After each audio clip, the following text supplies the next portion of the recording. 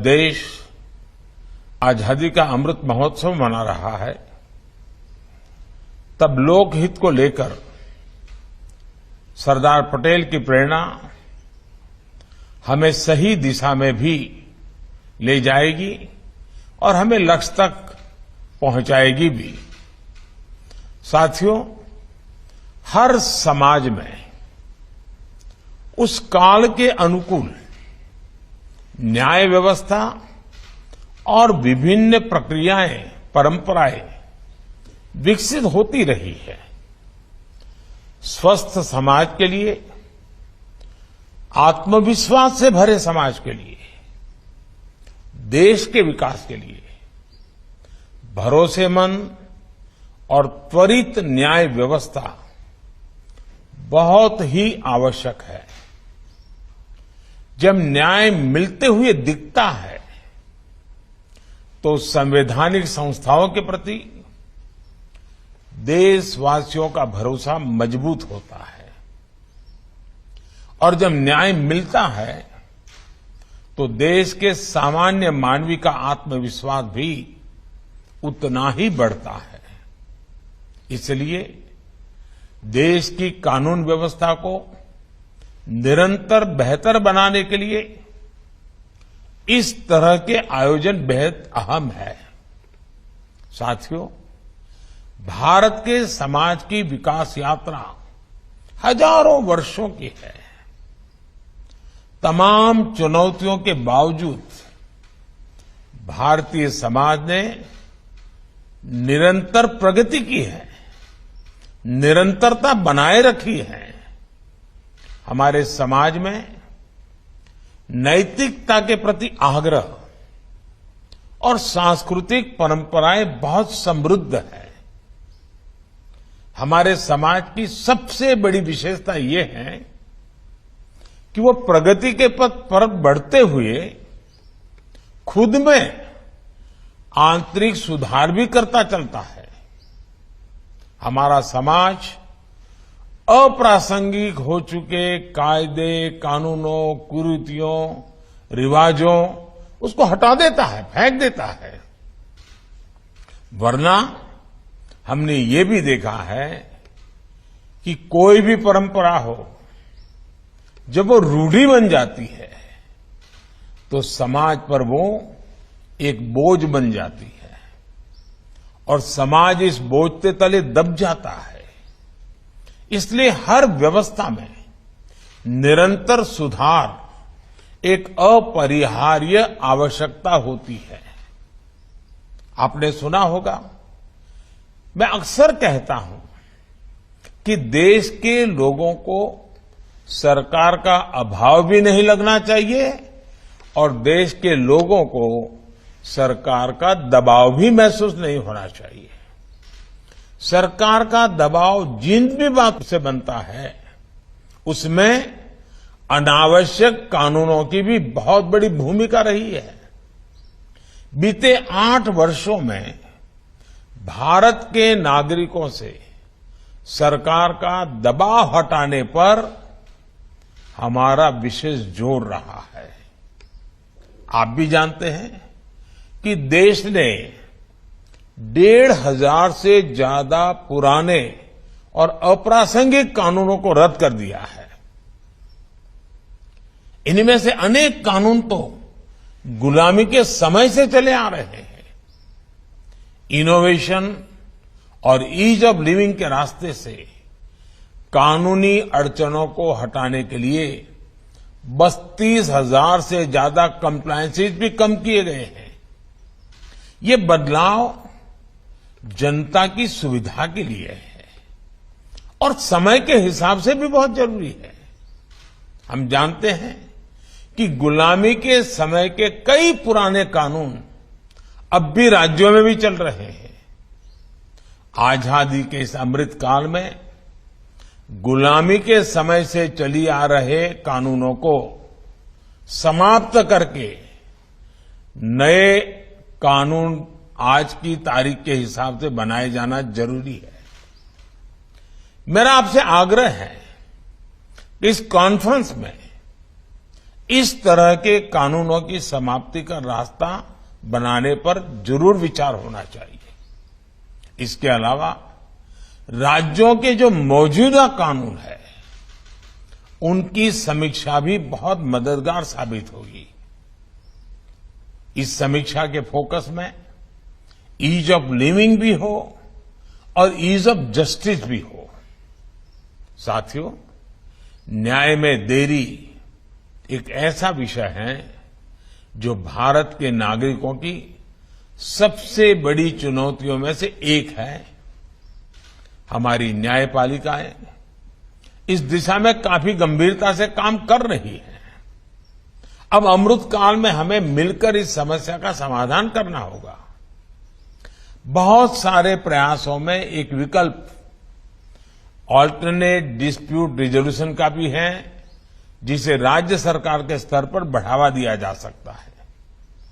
भारत के गांवों में इस तरह का मैकेनिज्म बहुत पहले से काम करता रहा है।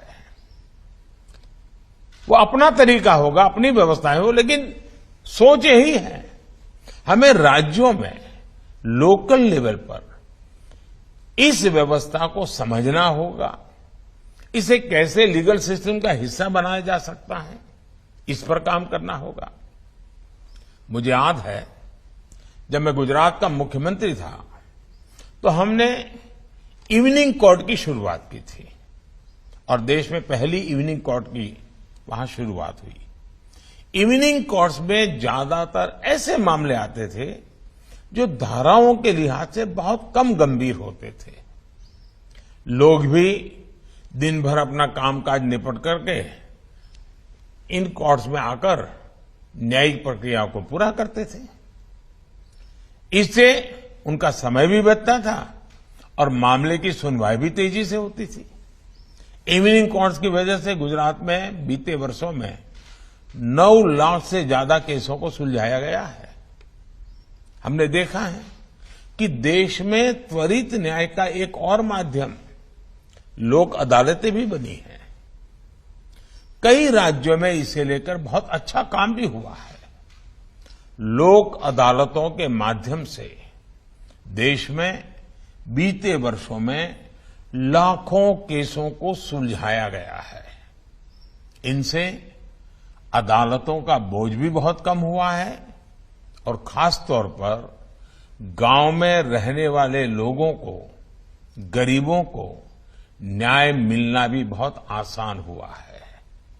साथियों, आप में ज्यादा लोगों के पास संसदीय कार्य मंत्रालय का भी दायित्व होता है, यानी आप सभी कानून बनने की प्रक्रिया से भी काफी करीब से गुजरते हैं। मकसद कितना ही अच्छा हो, लेकिन अगर कानून में ही भ्रम होगा, स्पष्टता का अभाव होगा, तो इसका बहुत बड़ा खामियाजा भविष्य में सामान्य नागरिकों को उठाना पड़ता है। कानून की क्लिष्टता, उसकी भाषा ऐसी होती है और उसकी वजह से, कॉम्प्लेक्सिटी की वजह से सामान्य नागरिकों को बहुत सारा धन खर्च करके न्याय प्राप्त करने के लिए इधर उधर दौड़ना पड़ता है। इसलिए कानून जब सामान्य मानव की समझ में आता है, उसका प्रभाव ही कुछ और होता है। इसलिए कुछ देशों में जब संसद या विधानसभा में कानून का निर्माण होता है तो 2 तरह से उसकी तैयारी की जाती है। एक है कानून की परिभाषा में टेक्निकल शब्दों का उपयोग करते हुए उसकी विस्तृत व्याख्या करना, और दूसरा उस भाषा में कानून को लिखना और जो लोक भाषा में लिखना, उस देश के सामान्य मानवी को समझ आए उस रूप में लिखना, मूल कानून के स्पिरिट को ध्यान में रखते हुए लिखना। इसलिए कानून बनाते समय हमारा फोकस होना चाहिए कि गरीब से गरीब भी नए बनने वाले कानून को अच्छी तरह समझ पाए। कुछ देशों में ऐसा भी प्रावधान होता है कि कानून के निर्माण के समय ही ये तय कर दिया जाता है कि वो कानून कब तक प्रभावी रहेगा। यानी एक तरह से कानून के निर्माण के समय ही उसकी उम्र, उसके एक्सपायरी डेट तय कर दी जाती है। कानून 5 साल के लिए है, ये कानून 10 साल के लिए है, तय कर लिया जाता है। जब वो तारीख आती है तो उस कानून की नई परिस्थितियों में फिर से समीक्षा होती है। भारत में भी हमें इसी भावना को लेकर आगे बढ़ना है। ईज ऑफ जस्टिस के लिए कानूनी व्यवस्था में स्थानीय भाषा की भी बहुत बड़ी भूमिका है। मैं हमारी न्यायपालिका के सामने भी इस विषय को लगातार उठाता रहा हूं। इस दिशा में देश कई बड़े प्रयास भी कर रहा है। किसी भी नागरिक के लिए कानून की भाषा बाधा न बने, हर राज्य इसके लिए भी काम करे, इसके लिए हमें लॉजिस्टिक्स और इंफ्रास्ट्रक्चर का सपोर्ट भी चाहिए होगा। और युवाओं के लिए मातृभाषा में एकेडमिक इकोसिस्टम भी बनाना होगा। लॉ से जुड़े कोर्सेज मातृभाषा में हो, हमारे कानून सहज सरल भाषा में लिखे जाएं, हाई कोर्ट्स और सुप्रीम कोर्ट के महत्वपूर्ण केसेस की डिजिटल लाइब्रेरी स्थानीय भाषा में हो, इसके लिए हमें काम करना होगा। इससे सामान्य मानवी में कानून को लेकर जानकारी भी बढ़ेगी और भारी भरकम कानूनी शब्दों का डर भी कम होगा। साथियों, जब न्याय व्यवस्था समाज के साथ साथ विस्तार लेती है, आधुनिकता को अंगीकार करने की स्वाभाविक प्रवृत्ति उसमें होती ही है, तो समाज में जो बदलाव आते हैं वो न्याय व्यवस्था में भी दिखते हैं। टेक्नोलॉजी किस तरह से आज न्याय व्यवस्था का भी अभिन्न अंग बन गई है, इसे हमने कोरोना काल में भी देखा है। आज देश में ई कोर्ट्स मिशन तेजी से आगे बढ़ रहा है। वर्चुअल हियरिंग और वर्चुअल पेशी जैसी व्यवस्थाएं अब हमारे लीगल सिस्टम का हिस्सा बन रही है। इसके अलावा केस की ई फाइलिंग को भी बढ़ावा दिया जा रहा है। अब देश में 5G के आने से इन व्यवस्थाओं में और भी तेजी आएगी और बहुत बड़े बदलाव इसके कारण अंतर्निहित है, होने ही वाले हैं। इसलिए हर एक राज्य को इसे ध्यान में रखते हुए अपनी व्यवस्थाओं को अपडेट और अपग्रेड करना ही पड़ेगा। हमारी लीगल एजुकेशन को टेक्नोलॉजी के हिसाब से तैयार करना भी हमारी एक महत्वपूर्ण लक्ष्य होना चाहिए।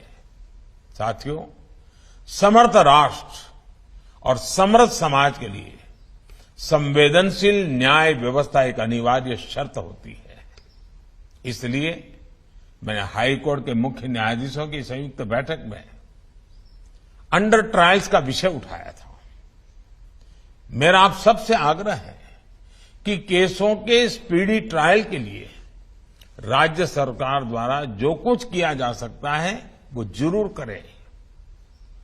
विचाराधीन कैदियों को लेकर भी राज्य सरकारें पूरे मानवीय दृष्टिकोण के साथ काम करें ताकि हमारी न्याय व्यवस्था एक मानवीय आदर्श के साथ आगे बढ़े। साथियों, हमारे देश की न्याय व्यवस्था के लिए संविधान ही सुप्रीम है। इसी संविधान की कोख से न्यायपालिका, विधायिका और कार्यपालिका तीनों का ही जन्म हुआ है। सरकार हो, संसद हो, हमारी अदालतें हो, ये तीनों एक तरह से एक ही मां, संविधान रूपी माता की संतान है। इसलिए कार्य भिन्न होने के बावजूद अगर हम संविधान की भावना को देखें तो वाद विवाद के लिए, एक दूसरे से होड़ के लिए कोई गुंजाइश नहीं रहती। एक मां की संतान की तरह ही तीनों को मां भारती की सेवा करनी है। तीनों को मिलकर 21वीं सदी में भारत को नई ऊंचाई पर ले जाना है। मुझे उम्मीद है कि इस कॉन्फ्रेंस में जो मंथन होगा उससे देश के लिए लीगल रिफॉर्म्स का अमृत जरूर निकलेगा। आप सबसे मेरा आग्रह है कि समय निकाल करके स्टैच्यू ऑफ यूनिटी और उसका पूरे परिसर में जो विस्तार और विकास हुआ है उसको आप जरूर देखें। देश बहुत तेजी से आगे बढ़ने के लिए अब तैयार है।